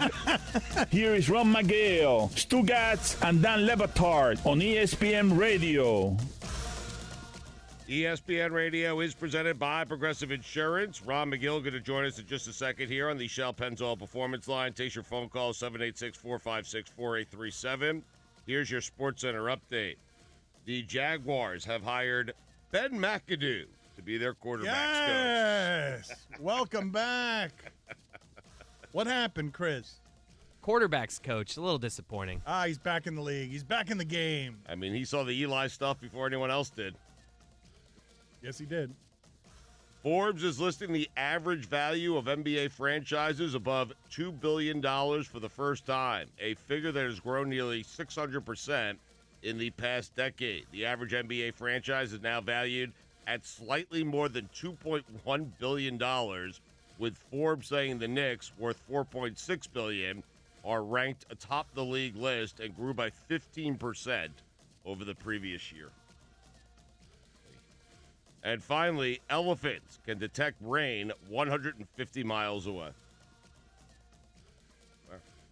Valentine's is just 2 days away, so you need to act fast with 1-800-Flowers.com. Today, you can get the 24-stem colorful rose medley for just $29.99 or upgrade to 24 red roses for only $10 more. To order, go to 1-800-Flowers.com and enter code Dan. For all the latest headlines and information, tune in to SportsCenter on ESPN Radio all throughout the day. We will get to your calls in a moment, 786-456-4837, but we've got a couple of questions from over the last few days. First of all, Ron, thank you for joining us. I did not know that the albatross could fly for years without landing. That was a fact that someone gave us yesterday. Is it indeed a fact? Because I have a hard time believing it. I'm not sure. I know they can certainly fly for months, but years, I would find that hard to believe. I don't think that is true. I'm going to have to fact check that, but my guess is it's not true. They cannot fly for years. And when they say, what they may be saying is they may not come to land for years. Because they fly and they land on the water and they rest on the water. They feed on fish in the water, so they might not come to land for years until they're sexually mature to nest again on that land. So they may remain out at sea for years, but they don't fly for years. Josh, you're on with Ron Magill of Zoo Miami. Go ahead, Josh. Hey, Ron. Go Blue. What kind of animal can climb a tree the fastest? What was that again? I kind of muffled it. Go Blue. Okay, but what kind of animal? What kind of animal can climb a tree the fastest? Oh, geez. I mean, that's hard to say, but, you know, you're talking about in relative to its size, I would go with something like a squirrel. But, of course, getting to the top of a big tree, the bigger animal like a leopard, some of the big cats that are really great tree climbers would be the fastest going up a tree. I mean, a leopard is going to go up a tree faster than a chimp or an orangutan. But really, if you look relative to its size, look how fast a squirrel gets up a tree. It's a squirrel, man. Squirrels are so fast. Squirrels can scoot. Oh, they're fast. I mean, it's fast twitch muscles. JC, you're on with Ron Magill. Go ahead. Thanks, Dan. Hey, Ron, I was just curious. Are there any, unlikely animal pairs that hunt food together? And if so, do they share the kill after they get it? Thank you. That's a good question. There are certainly some animals that depend on other animals to get food, and once that food is gotten, of course, they will jump in. Not that it's necessarily cooperative. You know, for instance, you have jackals that will follow lions after they make a kill, and they'll go in there and try to, freeload some of that lion kill, and the lions at first will almost try to kill the jackals, but after a while, I've seen it many times in Africa where the jackals are just allowed to come in, and the lion kind of gets full, and he says, okay, I don't care, I'm not going to eat all this anyway. Of course, the same thing goes with vultures. Vultures depend on other animals to make the kill. They don't make the kill with the animal. So the question of making a kill with an animal, cooperatively speaking, and then eating it together, I can't think of anything like that. It probably happens in the ocean with several species of sharks may go after an animal, but I think the initial kill is always made by one particular animal, and then other ones kind of gang in after that initial start. But they don't go out together and say, hey, listen, I'm Mr. Bear. Let me get with you, Mr. Lion. Let's get together. Maybe we can work together and go get this animal. That doesn't happen. Ron, dogs smelling the butts of other dogs. What are they doing there? Are they just saying hello? No, it's pheromones. I mean, it's not just the butts, but it's the whole genital area, because animals release pheromones, and that's how they identify themselves. Each one of those smells is different for each one of the animals. So it's kind of like their calling card. That's why when you see animals, dogs, for instance, lift their legs, spray a little bit on a tree, go to the next tree, what you say to yourself, well, heck, when I go to the bathroom, I just want to get it all out and I'm done. But these dogs are constantly reserving little squirts here and there because it's a calling card. That has all of their information on it, and each one is different. So that's how they identify each other. Ron, I recently adopted a puppy whose previous owners kind of gave him up. So I've been told by my neighbors that during the day he's just barking and howling all day long, and I think that he's dealing with abandonment issues. What can I do so that he doesn't do that all day long? Well, that's hard. What I try to tell people, and usually they get this problem when you go to sleep at night, because I try to tell people all the time, you should always try to kennel train your dog. And by that I mean, when you go to bed at night, you put the dog in a kennel. That's how you kind of house train a dog. And that dog is going to howl and scream just like with human babies. And I know I'm going to get a bunch of people screaming at me now, but when dogs and babies are the same. No, they're not the same, Dan. Don't try to lead me into this, okay? They're not the same, but they are some things that are the same. For instance, when our first baby was born, he would be in his room, and as soon as my wife would leave him in the crib and come into our room, he'd start crying. And I told her, don't go in there, because if you go in there every time he cries, he's going to learn that that's something that's going to get your attention. So let him cry for a little while, go in, don't take him out of the crib and come back out.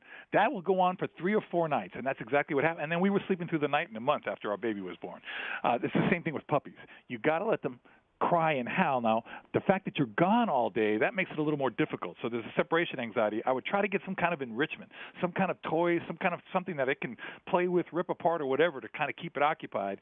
But eventually, I promise you, it will get over that. It will learn, just like babies do to learn to sleep through the night without something right next to them. It will adjust to you being at work. Anthony, you're on with Ron Magill of Zoo Miami. Go ahead. Hey, Ron, I got a quick question. I'm a pool guy over here in Central Florida, and it seems that every other week I get to a pool, and there's some type of raccoon or rodent that takes a crap on the top step every week. What is that? It's a raccoon, man. Raccoons are notorious for going to swimming pools because they love to, first of all, you've heard the fact they like to wash their food, but they don't necessarily like to wash their food. They do like to rub the food in the water, and they do like to clean themselves in the water. And raccoons always love to defecate around the water. They're lucky they're doing it right on the side of the pool, because many times they do it actually in the pool. But raccoons are notorious for that. Sometimes some of the big bufo toads will do that too. The big marine toads that come out at night, they defecate and leave such a pile there that people assume it's a bigger animal. But those toads can put out a big turd. Guillermo, that's a great sentence. Can you please put on the poll at Lebotard Show, did you know that the raccoon is going to poop in your pool? Because we learn something around here every week. I did not know that. Nikki, you are on with Ron Magill. Go ahead. Hi, Ron. I have a question for you. So there are such things as wild horses and wild dogs that we find in nature, animals that we've domesticated. Are there such things as wild hamsters or wild gerbils? If so, where would you even find them? Absolutely. As a matter of fact, I'll give you an interesting trivia question, and you guys are going to enjoy this. I think it's okay for ESPN. There's something called the Shaw's Jerd, which is a type of wild gerbil. These rodents are found anywhere from Asia down into Africa, depending on the species. There's hundreds of species of these quote-unquote hamsters and gerbils. But the Shaw's Jerd is a gerbil that's notorious for one type of thing. It has the record for the frequency of sexual intercourse in an hour, once every 15 seconds for an hour. It's a very interesting fact and, something that you've all learned today. Mitch, you're on with Ron Magill of Zoo Miami. Go ahead, Mitch. Hey, Ron, I recently read a Deadspin article challenging its readers to try and catch the doggy doo-doo in the plastic bag before it hits the ground. How traumatizing would this be to my dog? Should I try it? I wouldn't try it, only because it's part of a dog's natural behavior. He's trying to leave a mark there. And if he sees you're you're not even letting it hit the ground. It's one thing if you let it hit the ground, even when you pick it up, it does leave the scent behind. So other dogs can pick it up. Plus, I just, personally speaking, I just wouldn't want someone there with a bag under my butt as I'm trying to do that. Just leave me do that in peace, and then you can clean it up afterwards. That's just my personal opinion. Yeah, it's probably everybody's. Carlos, you're on with Ron Magill of Zoo Miami. Go ahead, Carlos. Okay, I only love you when you do what I want. I think my dog lives by this creed. Does my dog really love me, or does it want me to just feed it? Well, your dog is training you. Your dog really loves you, but your dog is training you. It's like you with your kids, or you with your nephews, or whatever youngsters that are in your family. Listen, if they know they can do something to get what they want all the time, they're going to do it. And if they don't get it after they've tried to do it and you don't give it to them, they're going to be upset. They're going to be mad. You ever have a kid look at you, a kid that's your own kid? I've had my own kid once look at me and go, I hate you. They don't hate you. They hate the fact that they're not getting their way. That's just, don't let the animal train you. Train the animal. That's what I'm saying, Ron. Dogs and kids, the same. We end the segment every week by going to the video and having Ron Magill do play-by-play on whatever the animal video is. What do you have in front of you today, Ron? Okay, let's see. Play. Oh, we got a bunch of bees on top of a bottle of some sort. I don't know. There's a bunch of bees. There's got to be something sweet in that bottle because they're naturally attracted to sugar, but they can't get it. Oh, but wait a minute.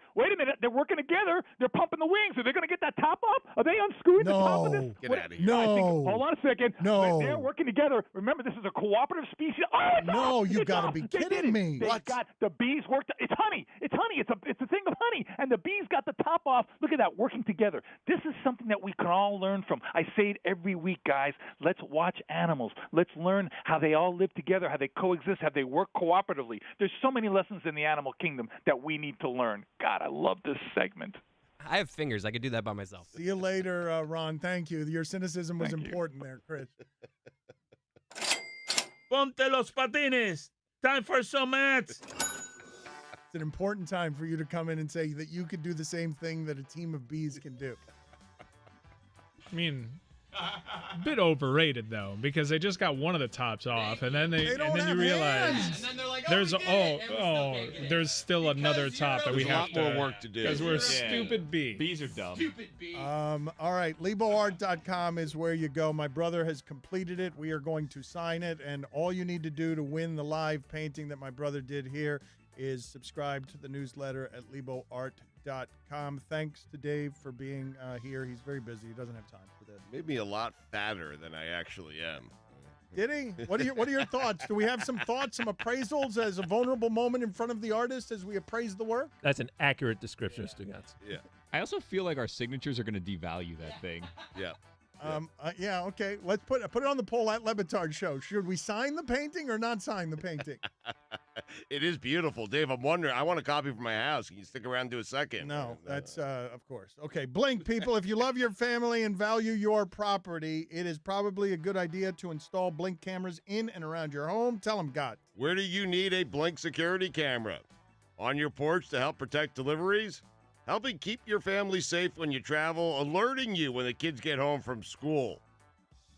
Blink cameras are motion activated. When they detect something, they send an alert and a video clip to your Blink smartphone app, and the Blink XD2 features two-way talk. System start at just $79.99. So, where do you need Blink cameras? I have them all over my house. Visit blinkprotect.com/Dan. That's blinkprotect.com/Dan. This is the biggest show in the world. The contract that they gave him where many years after he's done playing, he gets $1 million every single year, even though he's not playing anymore. That's true, yeah. It's absolutely going. Are you cool with that contract? To be honest, not really. It's not fair. If Bobby Bonilla was near you, what would you say about the contract? I think that he should really donate the money or do something good with the money. I think that he should do something good with it. Right. Okay. Well, back to you. Oh, wait, I think Bobby Bonilla's right behind you.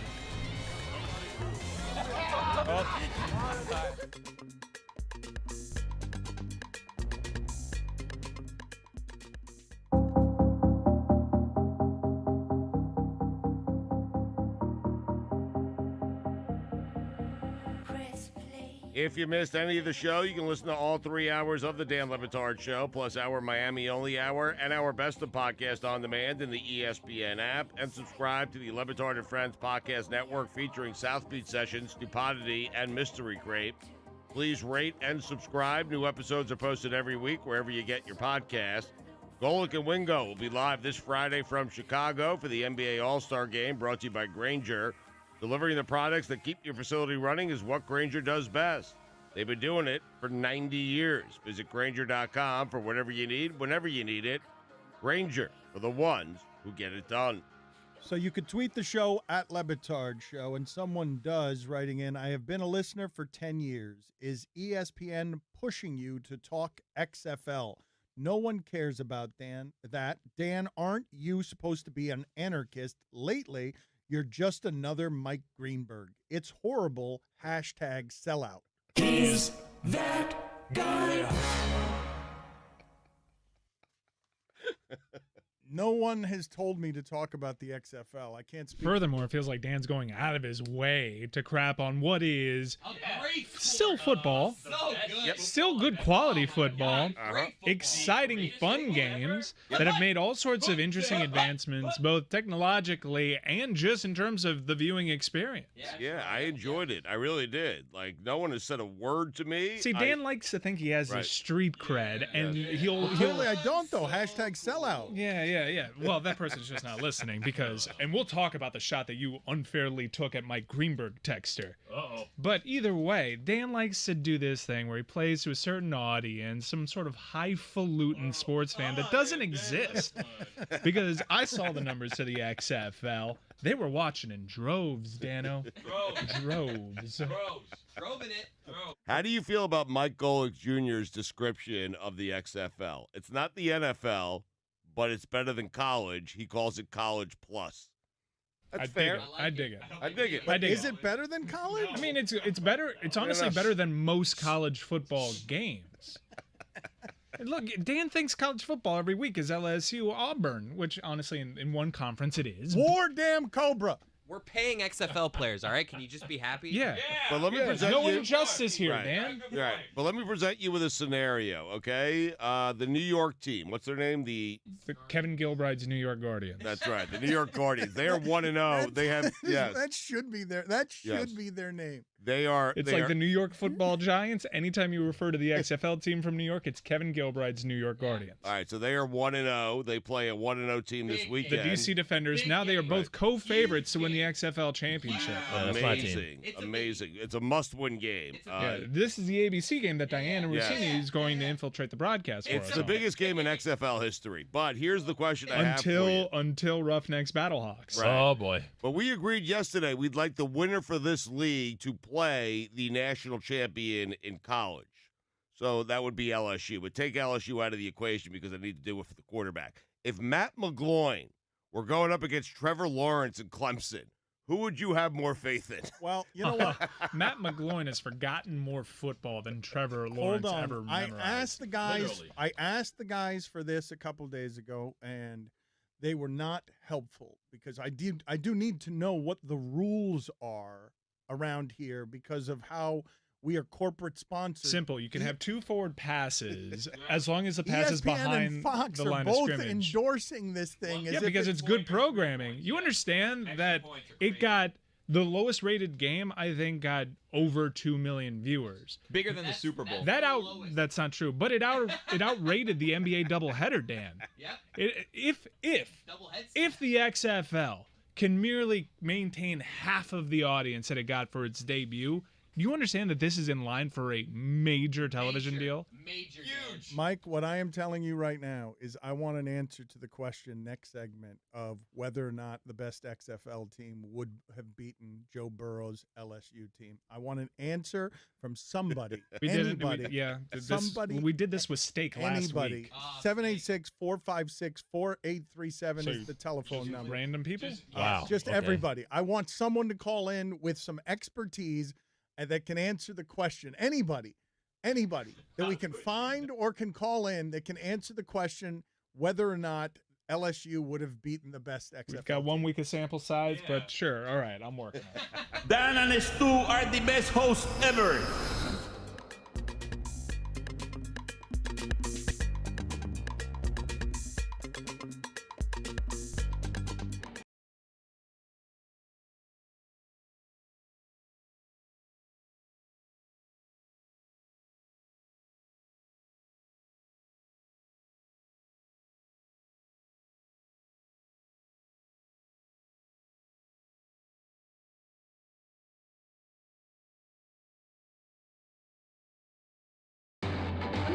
ESPN Radio is presented by Progressive Insurance. All guests on the Dan Le Batard Show appear via the Shell Pennzoil Performance Line. Here's your SportsCenter update.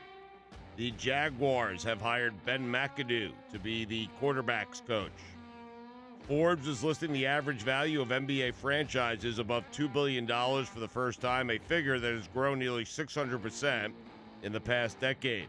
The average NBA franchise is now valued at slightly more than $2.1 billion, with Forbes saying the Knicks, worth $4.6 billion, are ranked atop the league list and grew by 15% over the previous year. And finally, Slash of Guns N' Roses once caught David Bowie naked with his mother. Vivid Seats, the top ticket source for the live events you crave, now is a loyalty program that allows fans to earn credit back. Go to the App Store or Google Play, download the Vivid Seats app, and enter promo code ESPN25 for 10% off your next order.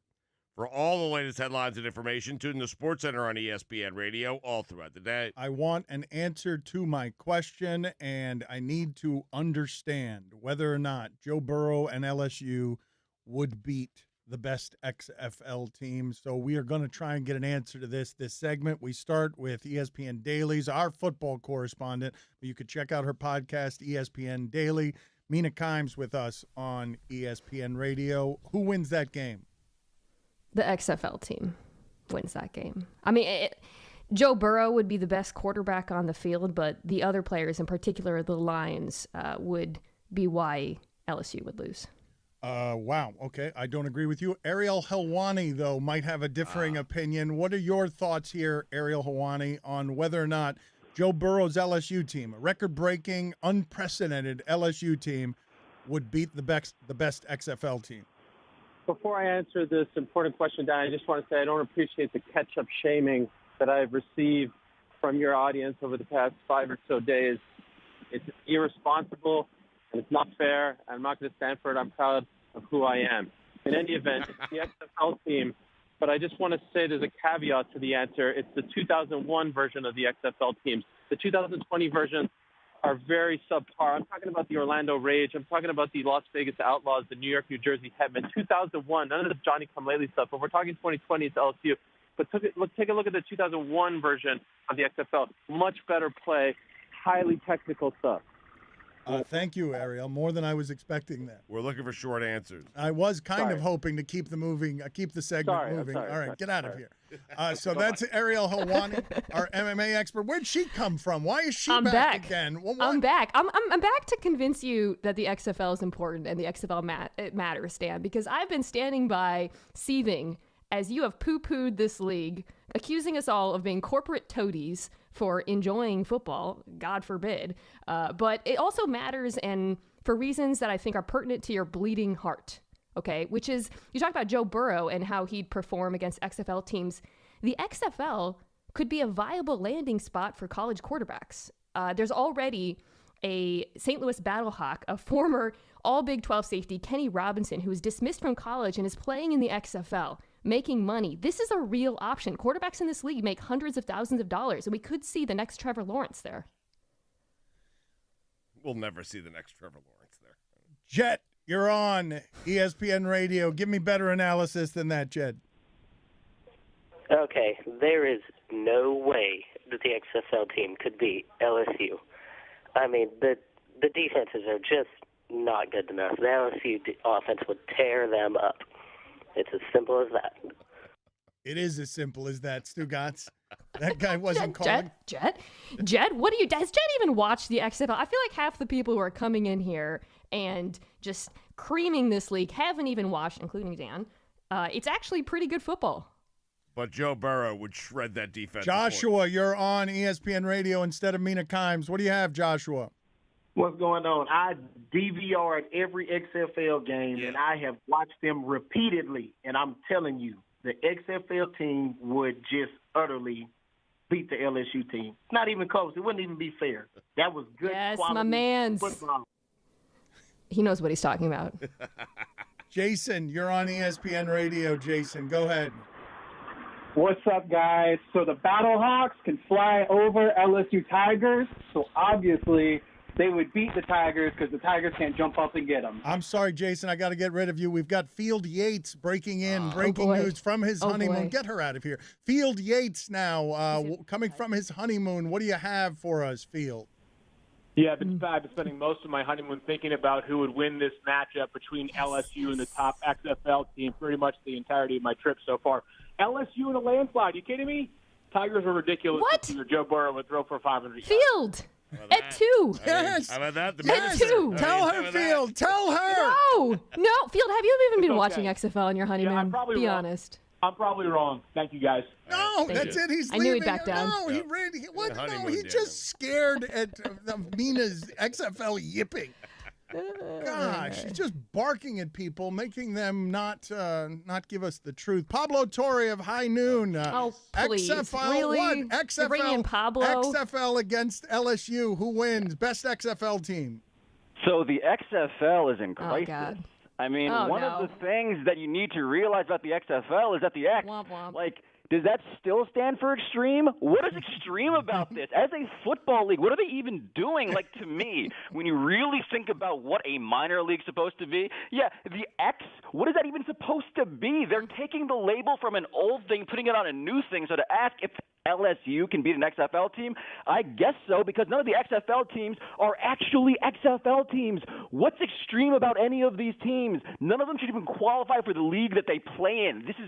This is a bothersome conversation to me because nobody knows what the X stands for. Tell me what it stands for. Here's the thing. Pablo, can you name an XFL player who's not a quarterback?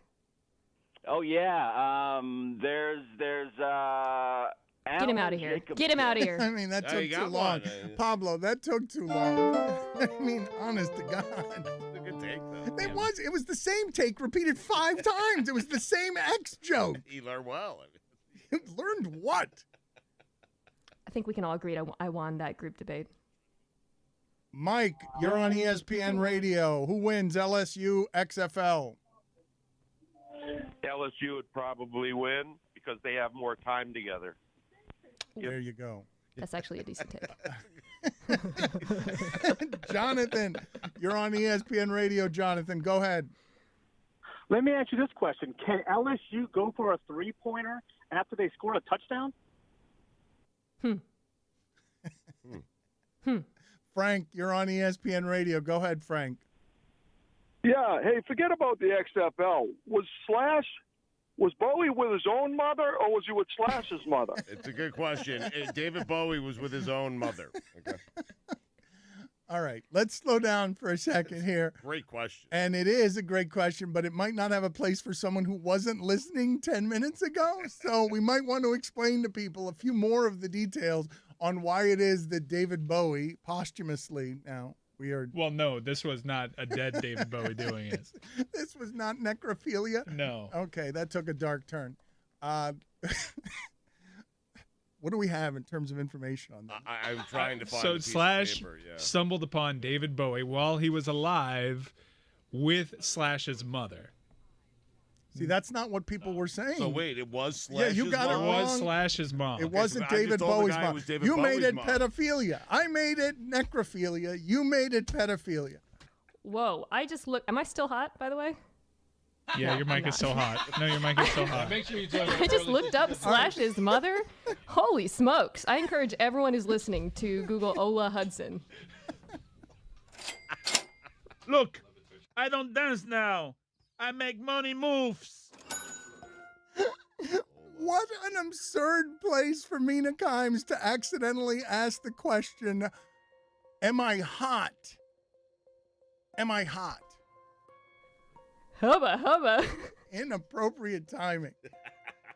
ZipRecruiter, people, provides the best candidates for hire. If you own a business, listen to Stugotz as he tells you more. Yep, hiring can be a challenge. As Quotable co-founder Gretchen Hebner discovered, Gretchen needed to hire a game artist for her education tech company, so she went to ZipRecruiter.com, posted her job, and found the right person in less than 2 weeks. How? ZipRecruiter's technology finds people with the right experience and invites them to apply to your job.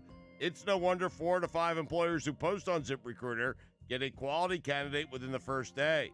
ZipRecruiter, the smartest way to hire. And right now, try ZipRecruiter for free at our web address, ZipRecruiter.com/Dan.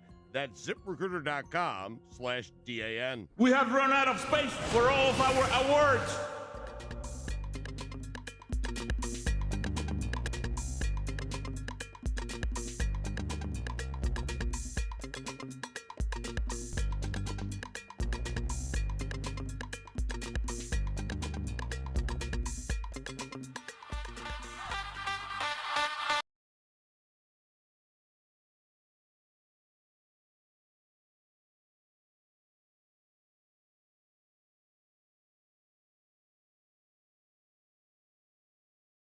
Hundreds of reporters presented by ADT. Download, subscribe, and review ESPN Daily, available wherever you enjoy your podcasts.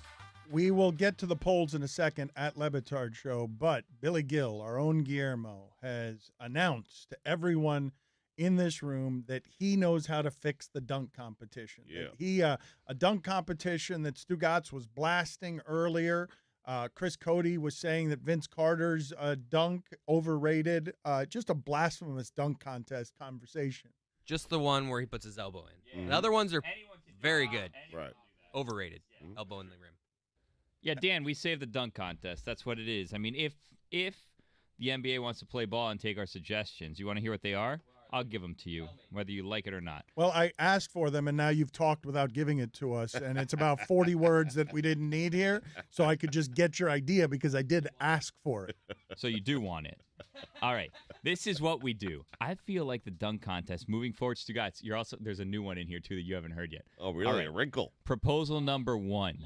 1 or 2 slots that are wild card slots, and you just have people who are not in the NBA competing in the dunk contest, because that's where you see all the good dunks is on YouTube and online. So you have some of those guys come in here, and girls, you have some of them come in and participate in the dunk contest, and then they start upstaging the NBA players.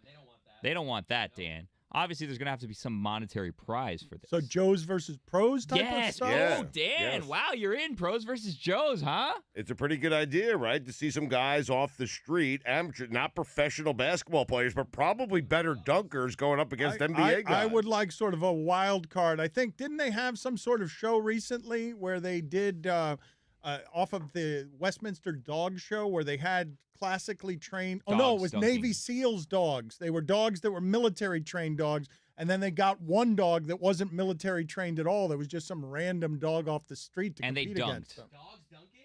No, they didn't dunk. This is another thing. All right, here's my second suggestion. Ready?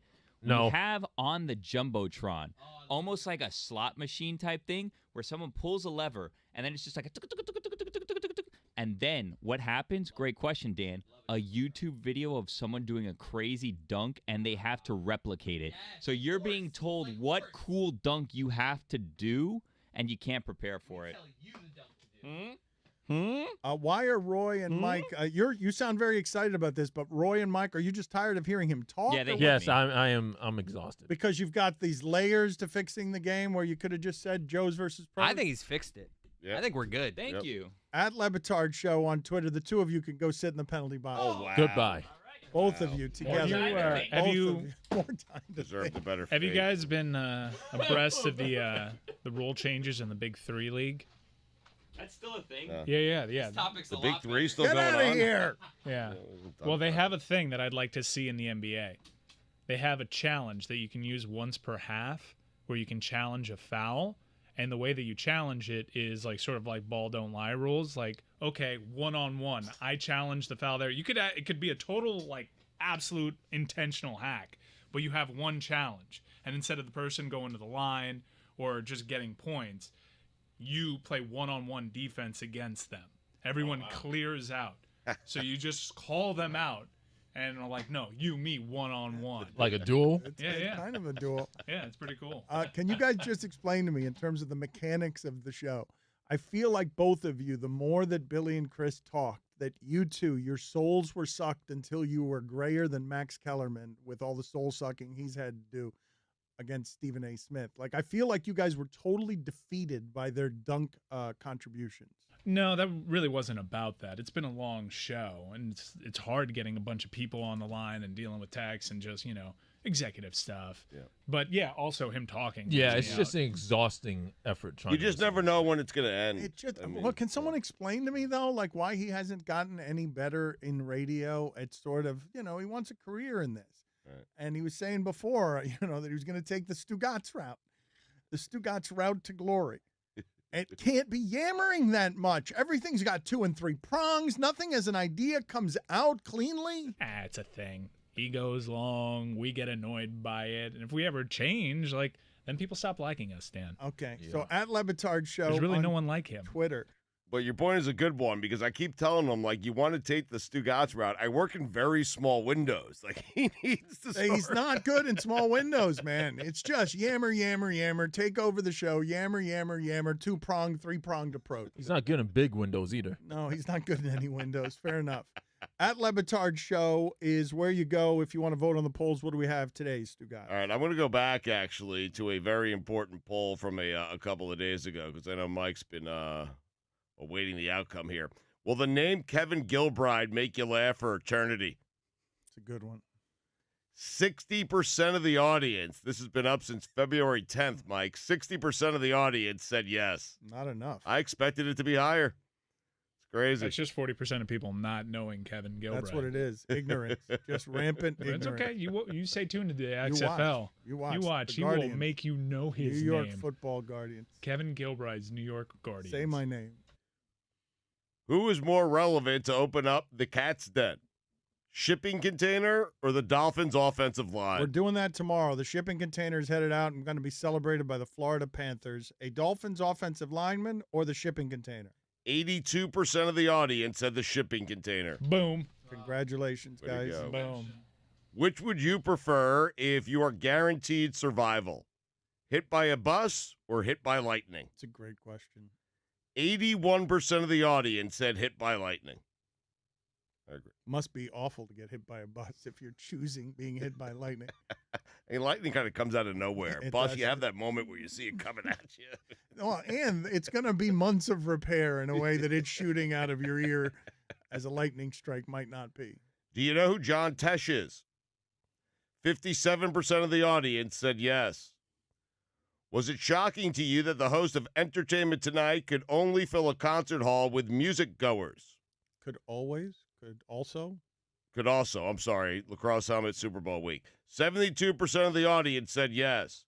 Did you know that the C in Hyam is silent? Oh, very embarrassing for me yesterday. Very embarrassing. 76% of the audience said no. Oh, okay. I feel less bad. There you go. My apologies to the tribe.